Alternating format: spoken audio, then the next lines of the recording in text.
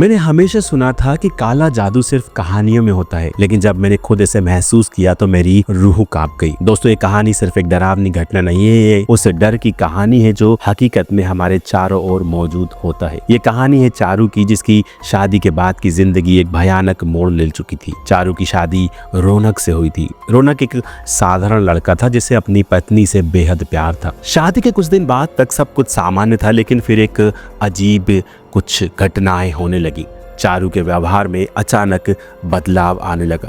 वो रातों की नींद में बड़बड़ाने लगी, कभी कभी गुस्से में बेकाबू हो जाती और घर में चीजें तोड़ने लगती। एक दिन जब उसकी सास ममता ने उससे बात करने की कोशिश की तो चारू ने अचानक उस पर हमला कर दिया। रौनक और उसके पिता ने किसी तरह चारू को काबू में किया और पंडित जी को बुलाया। पंडित जी ने तुरंत पहचान लिया कि यह कोई सामान्य बात नहीं थी। उन्होंने कहा कि चारू पर किसी शक्ति का असर है, जिसे हटाने के लिए एक विशेष अनुष्ठान करना होगा। लेकिन इससे पहले कि अनुष्ठान शुरू होता, चारू और भी अधिक हिंसक हो गई। जब उन्होंने उसे स्टोर रूम में बंद किया तो अंदर से तेज चीखने की आवाजें आने लगी। घर का हर सदस्य डर से सहम गया। रौनक और उसके पिता ने पंडित जी से पूछा कि अब क्या किया जाए। पंडित जी ने कहा कि यहाँ से 20 किलोमीटर दूर कसोली नाम के गांव में एक तांत्रिक बाबा रहते हैं जो इसी शक्तियों को काबू करने में माहिर है, लेकिन चारू को उस हालत में वहां ले जाना संभव नहीं था। बाबा ने कहा था कि बस चारू के एक बाल से ही वह सब कुछ जान सकते हैं। रौनक और उसके पिता तुरंत गाड़ी में बैठे और कसोली के शमशान घाट की ओर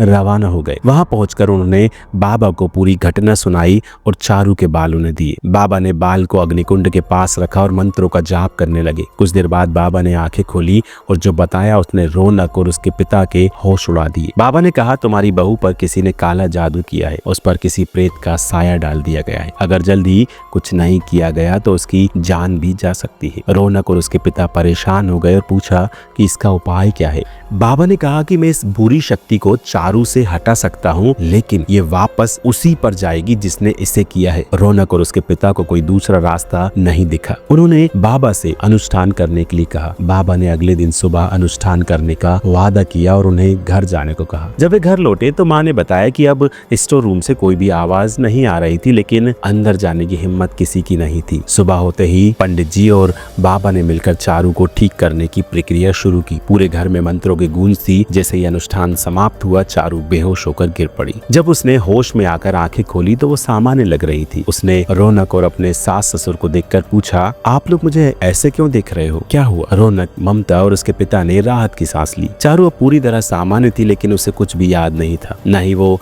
जानती थी कि पिछले कुछ दिनों में उसके साथ क्या हुआ था। सभी ने उसे यह कहकर टाल दिया कि कुछ नहीं हुआ, बस वो थोड़ा बीमार थी। सब कुछ सामान्य लग रहा था, लेकिन एक सवाल अभी भी अनसुलझा था, ये सब किया किसने था? उस शाम जब पूरा परिवार डाइनिंग टेबल पर बैठा था, तभी घर के दरवाजे पर एक तेज दस्तक हुई। रौनक ने दरवाजा खोला तो देखा कि उनकी पड़ोसी रूपा घबराई हुई खड़ी थी। उसने ममता को गले लगाया और रोते हुए बोली, आंटी, मेरी मम्मी को कुछ हो गया है। रौनक और उसके माता पिता घबरा गए और उसके साथ उसके घर चले गए। वहां का नजारा देखकर उनकी आंखें फटी रह गई। रूपा की माँ सुमित्रा जी कमरे में बंद थी और अंदर से उनकी चीखने चिल्लाने की आवाजें आ रही थी। जब उन्होंने दरवाजा खोला तो देखा कि वो अजीब हरकतें कर रही थी। कभी कुछ तोड़ रही थी, कभी किसी को मारने दौड़ रही थी। उनका चेहरा अजीब सा दिख रहा था और वो अजीब सी आवाजें निकाल रही थी। रौनक के पिता समझ गए कि जो शक्ति चारू के अंदर थी वो अब रूपा की माँ में चली गई थी। उन्होंने रूपा और उसके पिता को सब कुछ बता दिया। ये सुनते ही रूपा फूट फूट कर रोने लगी और बोली,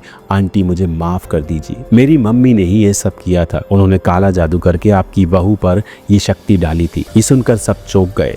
रौनक गुस्से में था, लेकिन उसके पिता ने उसे शांत किया। उन्होंने कहा, जिसने गलत किया उसे अब इसकी सजा मिल रही है। लेकिन सुमित्रा आंटी की हालत बिगड़ती जा रही थी। रात गहरी हो चुकी थी, लेकिन घर में अजीब सी बेचैनी थी। चारू अब ठीक थी, लेकिन रूपा की माँ सुमित्रा आंटी की हालत बिगड़ती जा रही थी। पूरे घर में उनकी चीखें गूंज रही थी, जैसे कोई अनजानी ताकत उन्हें अपने वश में कर रही हो। रौनक और उसके माता पिता ये सब देखकर परेशान थे।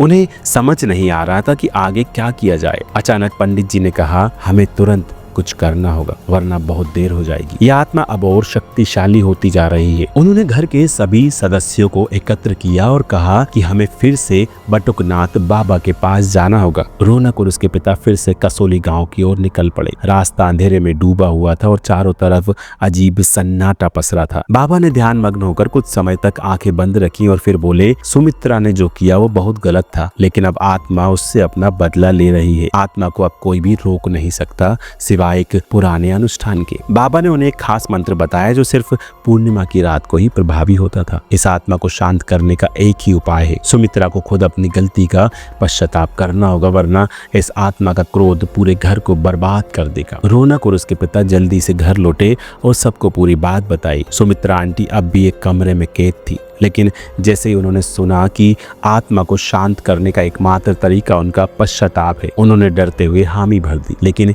यह इतना आसान नहीं था। जैसे ही उन्होंने पश्चाताप करना शुरू किया, घर में अजीब घटनाएं होने लगी। कमरे की खिड़कियां अचानक तेज हवा से झूलने लगी, फर्श पर पड़ी चीजें अपने आप हिलने लगी और पूरे घर में एक अजीब सी ठंडक फैल गई। ऐसा लग रहा था जैसे कोई अदृश्य शक्ति गुस्से में तांडव कर रही हो। सुमित्रा की आंखें अचानक लाल हो गई और उनकी आवाज बदल गई। वो जमीन पर गिर गई और दर्द से चिल्लाने लगी। पंडित जी और बाबा ने जल्दी से एक हवन की तैयारी की।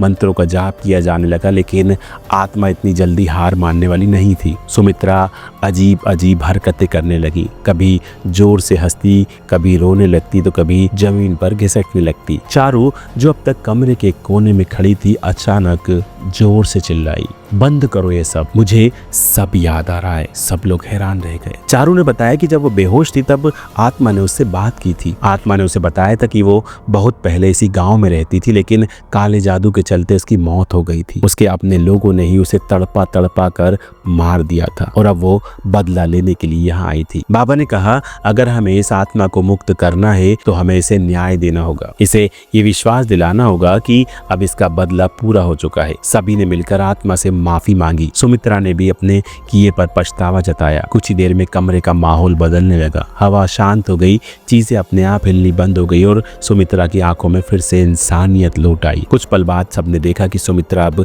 सामान्य हो गई थी। वो जमीन पर गिर पड़ी और रोने लगी। पूरे घर में अब शांति थी। पंडित जी ने बताया कि आत्मा अब मुक्त हो चुकी है और अब किसी को कोई नुकसान नहीं पहुंचाएगी। इस पूरी घटना ने सबको हिलाकर रख दिया। रौनक, चारू और उसके परिवार ने ठान लिया कि वे आगे से किसी भी तरह के काले जादू से दूर रहेंगे। रूपा भी अपनी माँ की गलती पर पछता रही थी। रात के सन्नाटे में एक बार फिर शांति लौट आई थी, लेकिन जाते जाते आत्मा ने सबको एक गहरा सबक दे दिया था। गलत काम का नतीजा हमेशा बुरा होता है और इंसान को अपने कर्मों का फल यहीं भुगतना पड़ता है। अगर आपको ये कहानी पसंद आई हो तो वीडियो को लाइक करें, कमेंट करें और हमारे चैनल को सब्सक्राइब जरूर करें। अगली बार फिर आएंगे एक और खौफनाक कहानी लेकर। तब तक के लिए सावधान रहिए।